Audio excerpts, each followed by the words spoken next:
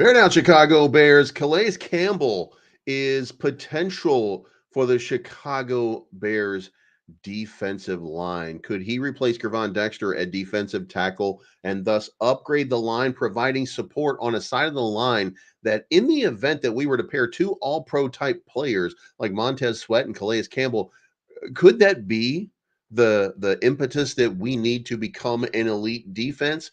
As a matter of fact, when we talk about elite defenses, is it possible that Caleb Williams is going to destroy the confidence of our elite defense in the event that when Caleb Williams and the Bears defense start to face off, Caleb Williams starts to gain an advantage? Caleb, not only that, Chase Claypool has finally talked about what is going on with him and about his time in Chicago. And then we've got three winners and three losers from the Bears offseason so far. We're going to check out the Chicago Bears Twitter account. And I'm going to give you some records, and these are going to be the records for Caleb Williams going into the 2024 season that we're going to have to be aware of to see whether or not we are an elite level offense. Do all of the pieces fit? How do we navigate this whole space? Can we have 2,000-yard receivers? Can we have 3,000-yard receivers? What is it going to look like? How is this team going to evolve? We're going to discuss all of that and more. If you like this type of content, make sure you hit the like button, the subscribe button, and the bell to be notified of future content. And let's kick this off now. So first up, Calais Campbell. So after the conclusion of the 2024 NFL draft, the Bears have a few positions of need. Of course, we still need a defensive end. We picked up Austin Booker in the draft. We do have Byron Cowart on the roster as well. So there are some pieces in place that have been, in my opinion, at least sideways moves, if not upgrades. I do think that time in the system is going to make a few of these players a lot better. I think we see a big upgrade in Tyreek Stevenson from year 1 to year 2. I think we see for Jaquan Brisker going from year 2 to year 3. I think we see some upgrades in their performance and their levels, but we still have pieces that just are not really there yet. So Dan Pizzuta of the 33rd started this, and now it's starting to gain a little bit of headwind. So the Bears still lack other impact players along the defensive line. The only additions were free agent Jake Martin and Byron Cowart and a fifth-round pick in Austin Booker. Calais Campbell can help the Bears line inside and on the edge. He is, as a matter of fact, he has over 100 career sacks. He's 37, 38 years old. The guy's fairly old for the sport. However, he seems to just continue. He led the Atlanta Falcons with 6.5 sacks last season. So there is a real possibility that he comes in and he continues to be a stalwart in any defense that has him. So can we expect him to show up? That is the question that remains. Now, the question here, in 17 games last year, he had 56 tackles. 10 of them were for a loss, 17 quarterback hits, 1 safety, a forced fumble, and 6.5 sacks. He hit the 100 sack mark in his 16th season. That type of production, 56 tackles, 17 quarterback hits, a safety, 6.5 sacks, that's exactly what the Chicago Bears need. Also, he had 25 hurries, the most he's had since 2019. Is he getting better? Probably not. Probably just he was the best player or he wasn't the best player. They're probably just the schemes worked out in his advantage. However, there's a potential here that he could pop in. He signed last year. He played on a 1-year deal with the Atlanta Falcons for $7 million. So most probably we can get him a lot less expensive than what we're currently paying. So could we be seeing Larry Borum on the move? Could we be seeing Khalil Herbert on the move? Could we be seeing a release here in order to free up some space right now in order to make that signing? I think that we probably could. I do want to say that I don't know if this is a viable option yet. I think the one thing that's going to matter is how do the Bears look in the OTAs? What does Khalil Herbert look like?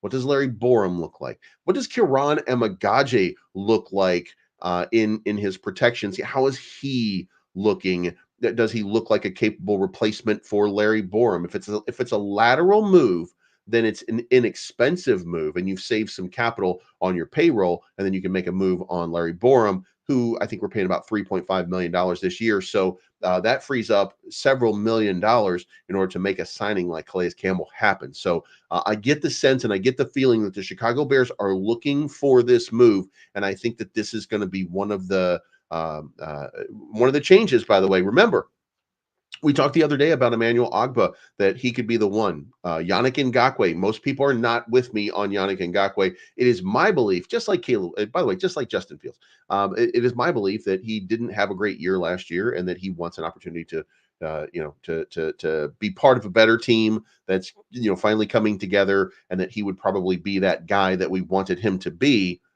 Last year was just a bad example because that team was not ready to compete. And then, of course, when it was ready to compete and he started to get hot, he got injured and his season was over. DeMarcus Walker stepped in. DeMarcus Walker did an admirable job, but I don't think that he's the pass rusher that Yannick Ngakoue is to begin with. So, and you cannot like my opinion. I'm entitled to my opinion, and I'm entitled to support the guy. I think that he was a good addition to the team, just didn't work out. So I would like to see him run it back one more time just to see whether or not there was something there that we missed. He always had 8.5 sacks until last season, where he only had 4. So it would be interesting to see him get an opportunity to go ahead and quote unquote right that wrong. Wouldn't it be nice if he had 12.5 sacks?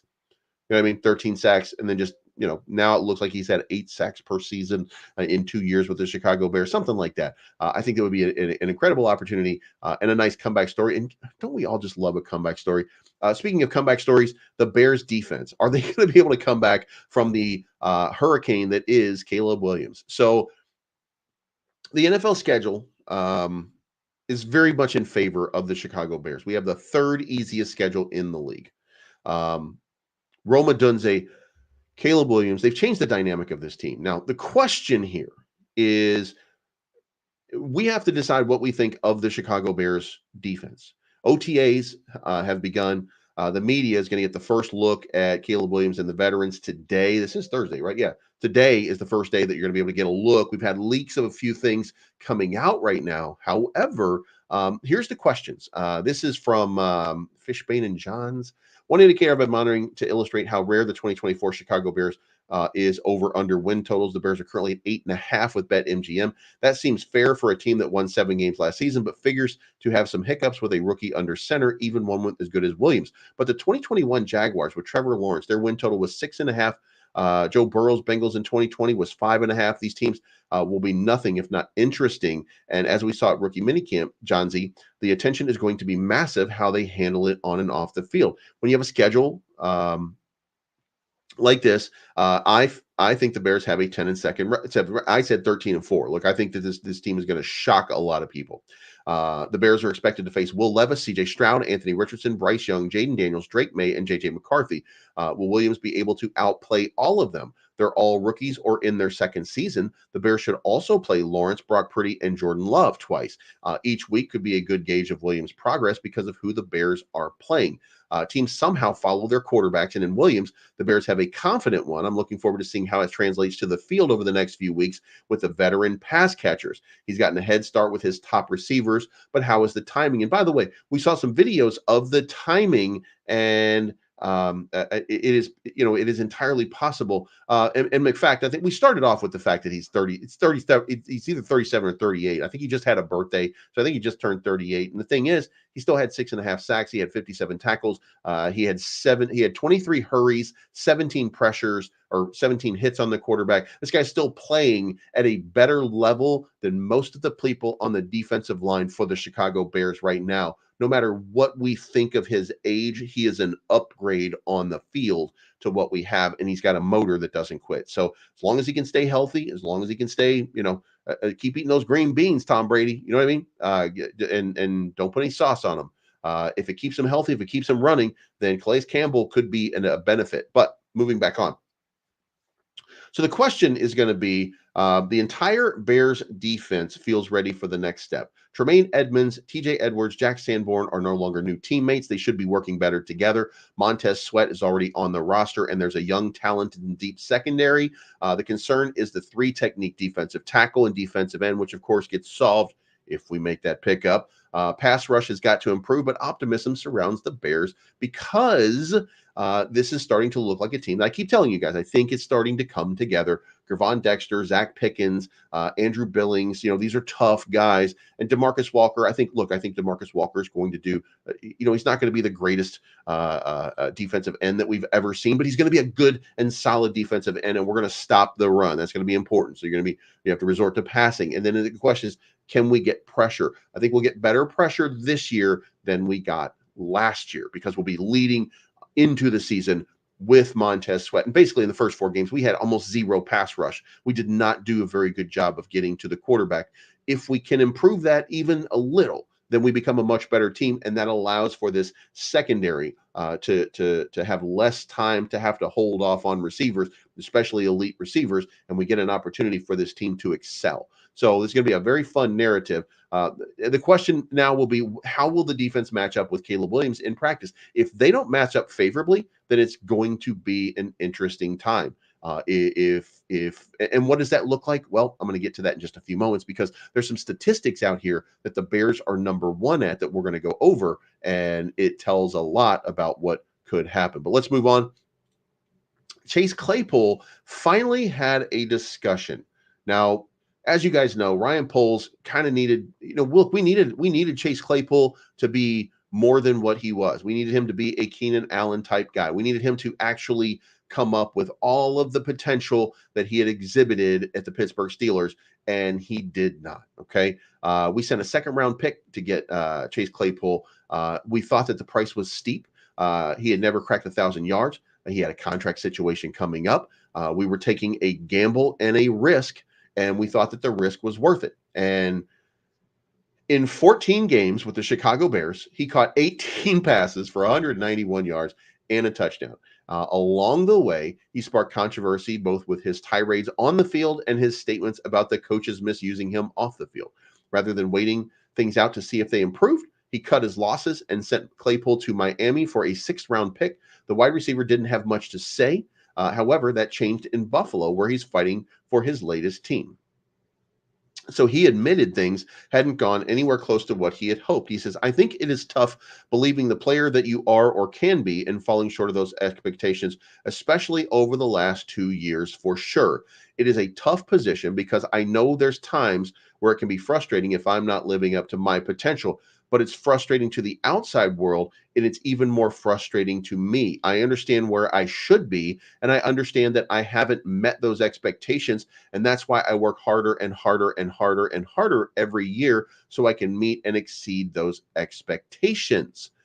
So basically, at least if nothing else, Chase Claypool finally in his brain and out publicly is saying, look, I take full responsibility and ownership for the fact that I underperformed and that I did not do the job that I was paid to do by these people. The wide receiver work ethic has always been a source of criticism. Matt Eberflus even referenced this when asked why the Bears traded him last year. He didn't single out Claypool by name, but did allude to the team standards of being on time, being respectful, and working hard. That was an obvious indication that Claypool didn't meet the criteria during his brief time here.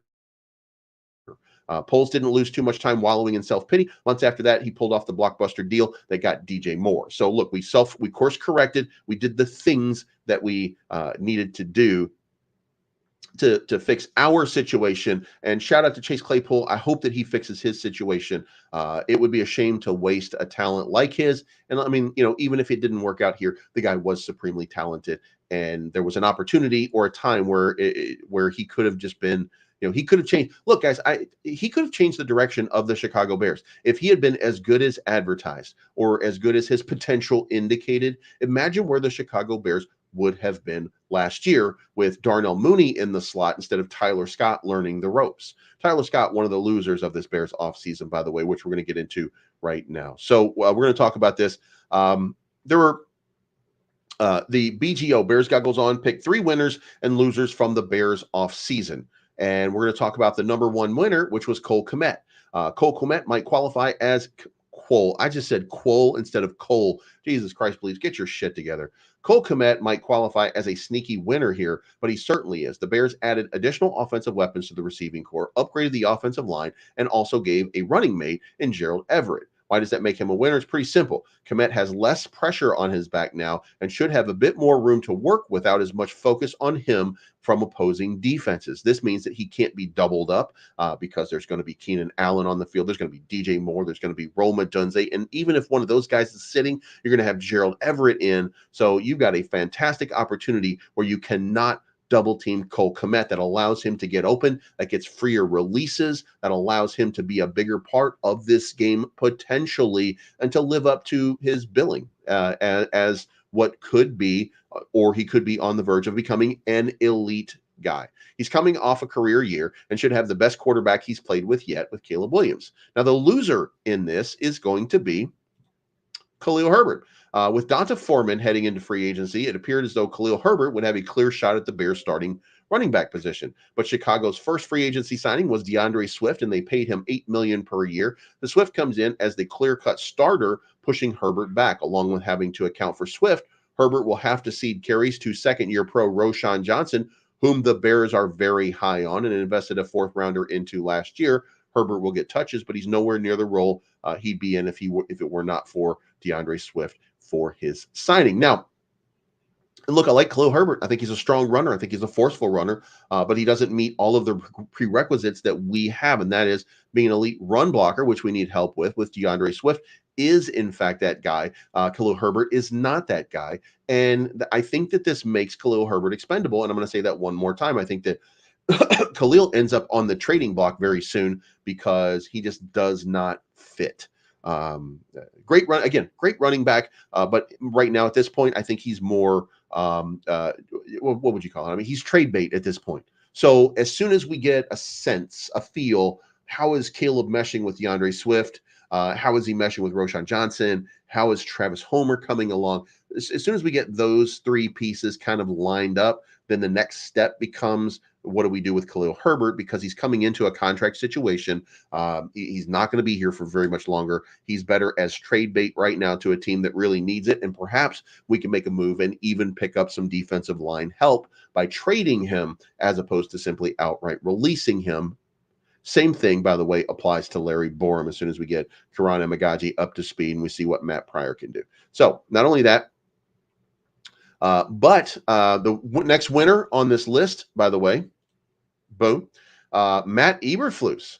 What a difference a few months can make. At one point during the regular season, Bears fans were calling for Matt Eberflus's head. His job was on the line. And I want to be fair here. I think a lot of us are still looking at, look, we're not all in on Matt Eberflus at this point. I think everybody, I don't know if you guys are. I am not all in on Matt Eberflus. I want to give him the benefit of doubt because the thing about me is I always look for the positives. I don't wallow in negativity. I don't have time for that in my life. And that includes when I'm looking at my sports teams and I look at Matt Eberflus and I see the positives. I see that he did not lose the team. I see that they were the number one rushing defense. I see that they were the number one rushing offense. I understand. That's the no.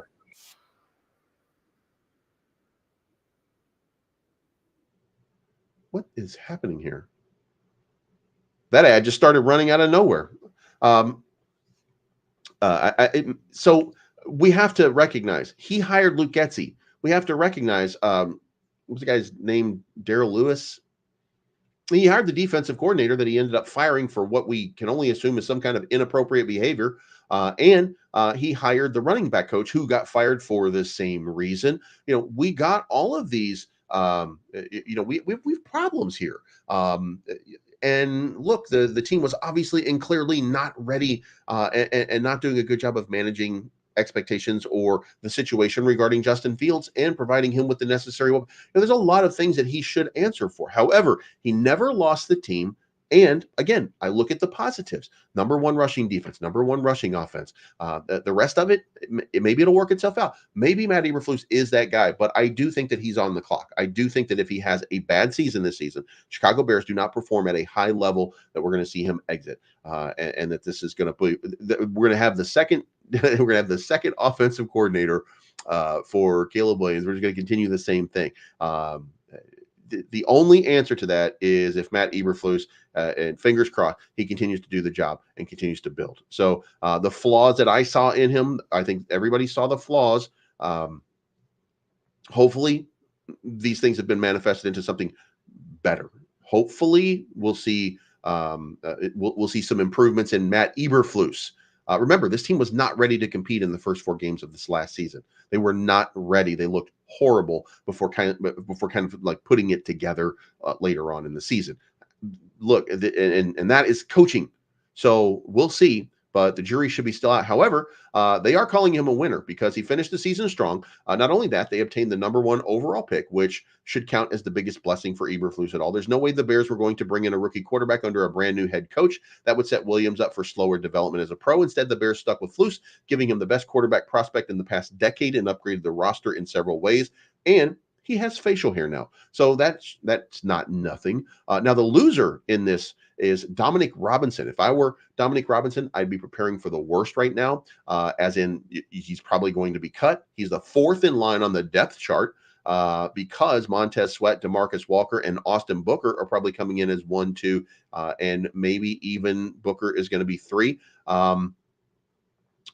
Austin Booker was graded out as like a 3rd-round pick by some of the major outlets, and the Chicago Bears got him in the 5th. And a lot of people said that had he stayed in college one more year, he would be a 1st-round pick coming into this year. So there is a possibility that we don't have any room for Dominic Robinson at this point. He played in 11 games last season and only had 1/2 of a sack. So that is not good. I would take my chances. By the way, I would take my chances as an upgrade, release Dominic Robinson, bring in Yannick Ngakoue again, and Calais Campbell for all that I care. That's a significantly upgraded team and line that would make this team a lot better. So I think Dominic Robinson's time in Chicago probably at an end. A winner over here is going to be Tevin Jenkins. Now, injuries notwithstanding, the value was right for the 2nd and 3rd round. But we took a tackle, and that puts Braxton Jones in jeopardy. But Tevin Jenkins, still fine. And the additions of Coleman Shelton and Ryan Bates were more to fix the center position, not the guard position. Tevin Jenkins' tenure with the Chicago Bears has given him anything but security. So the fact that Chicago didn't add a legitimate starting option makes him a big winner and gives him a chance to continue to develop and get better. It could also mean that this season is a huge opportunity for him because this gives him the opportunity to prove that he deserves the extension that he wants. Now, the loser in this situation, and I can't stress this enough, is going to be Tyler Scott. Tyler Scott, rookie, coming into his 2nd year, got thrown into the fire a little bit early. But now we have Keenan Allen and Rome Odunze, and that pushes him to at least 4th on the depth chart. So in a 4-receiver set, we're going to see Tyler Scott take the field as a substitution for some guys, giving them a breather. We're going to see Tyler Scott in the rotation. So we will see an improved, and by the way, we will see an improved Tyler Scott. I think him being in this room with these guys gives us an opportunity. And one of the things that I wanted to say, one of the things that I think I've, I think Tyler Scott makes the leap, and I don't think that Keenan Allen is here beyond this year. So I think that the Z receiver becomes Roma Dunze and Tyler Scott becomes the slot receiver going into 2025. I don't think Keenan Allen stays here. It's too expensive to keep him on the roster, especially for an older guy who's probably declining in talent. Unless we can get a real discount deal with him, and I don't think that he wants to do that. Otherwise, he would have done it with the Chargers already. So I think that he's looking for that big money play. So I don't think that the Bears are going to re-sign Keenan Allen. But I do think that this is going to be an opportunity for Tyler Scott to get vastly improved by learning from DJ Moore, by learning from Keenan Allen, by getting one more year on the sidelines to kind of get up to speed and get a little bit of game time. So I think maybe we see a little bit better performance from Tyler Scott. I don't want to call him a loser at this point in this indication, but Bears goggles on says that he is the loser in this scenario. And now let's get into the X. And I want to point out these records right here. And I'm going to pull it up on the screen here so you can see it. So total yards. These are franchise records for the Bears on offense. 6,109 total yards, 4,281 passing yards, 32 touchdowns, and 344 first downs. These are all the 2013 franchise records that were set. Now, the question becomes, can the Bears improve on this? Can we get 4,000 yard 4,281 passing yards from the Chicago Bears. Can we be that offense that absolutely annihilates the competition? Do we have it in us this year to be that team? That's going to be averaging, I want to say, about 350 yards. It should be easier, by the way. 350 times 17. No, we would have to average about 370 yards. Yeah, we'd have to average 370 yards per game. So this is going to be very, very interesting. And by the way, that's not much. That's 300 yards passing or 250 yards passing and 120 yards rushing. It it sounds like a lot when you're looking at it that way, but if the Bears have an offense that's capable of producing this, then I would just it's going to be fascinating to see. It's going to be the question. The question right now is going to be like, how good can this team be every single game? And can they continue to have these outstanding performances? And does this defense hold up and lets this offense run? And guys, I just want to say that if we ignore the first 4 games, and I know we can't, but if we ignore the first 4 games, the Bears operated like a very good team. And if we just scored one more touchdown, this team would have been 10-7. In fact, I try to stress this all the time. I don't think people realize how close the Bears were to being just a really, really, really good team this past year. So, the Packers game, we had no chance, right? The Bears and the Buccaneers here, we were not within. We were within 2 touchdowns, but no. And then Kansas City Chiefs, we got blown out. So the Packers, the Chiefs, no, we lost us. But the Broncos game, we lost the Broncos game a little bit closer. We were within a touchdown. So this could have been a 1-3 team going into the start of the season. And then we won against the Commanders 40-20. So we're 2-3. Then the Vikings, if we'd scored one more touchdown, that was it. Then we would have won that game. And that would have put us at, 3-3 at that point? So we're 3-3 at this point instead of 1-5, which is what we ended up. But we would have been 3-3 at that point. We already had 2 games right there. Then you take this game with the Saints right here.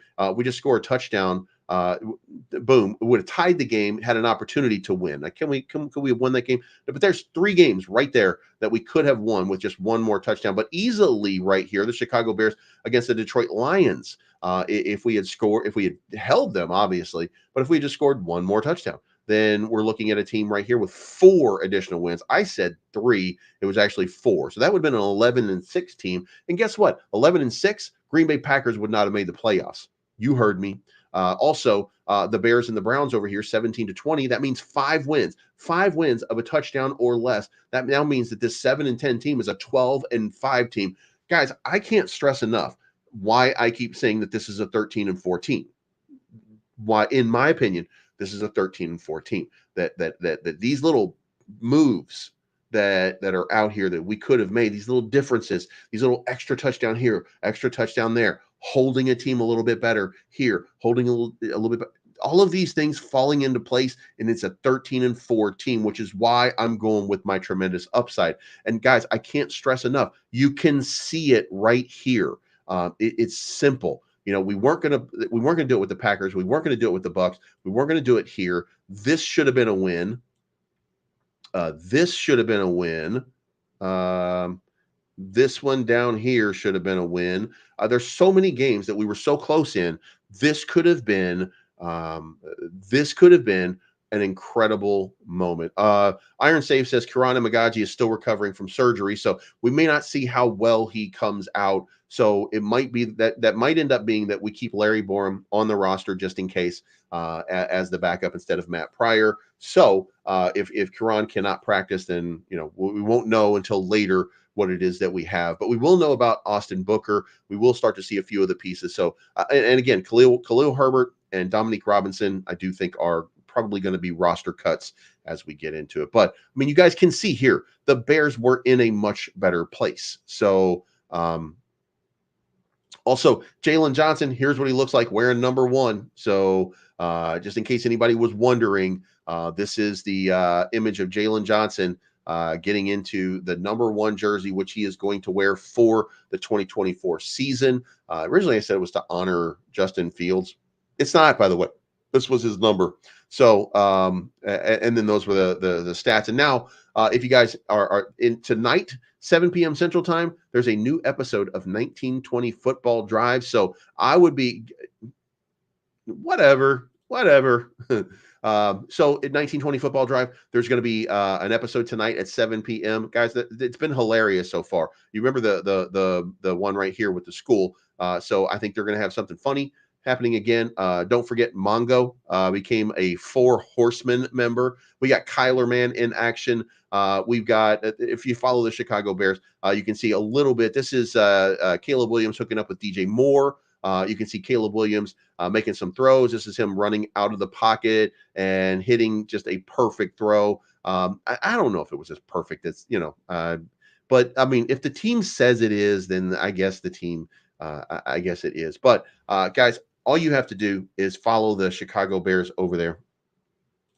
There we go. Karan is supposed to be available and ready to go by training camp. So I think hopefully that he's available. And this, look, guys, I think this team is going to end up as one of the better teams and the biggest surprises in the NFL. And a lot of people, by the way, are going to say they're going to say some raggedy shit like, "I told you guys this was going to be the team. I told you guys this was going to be the team. I told you we're going to be 10-7. I'm telling you, we're going to be 13-4. So get on my level, bitch, or stop talking." You know what I mean? I don't really mean that, by the way. Anybody who wants to hire me to do Bears broadcasts. Anyway, thank you so much for tuning in, guys. It's been a pleasure. I appreciate the fact that you guys tune in to me on a daily basis and we talk about this. I do want to grow the channel. So if you guys have any in any ways that you think that I can grow this channel, send it to tomnationwide@gmail.com. It's in the description down below. If you know anybody who wants to sponsor the channel, anything like that, so that we can continue to grow this space and become the preeminent place for Chicago Bears news. Until then, thank you so much. Bear down, and we will talk to you again very, very soon.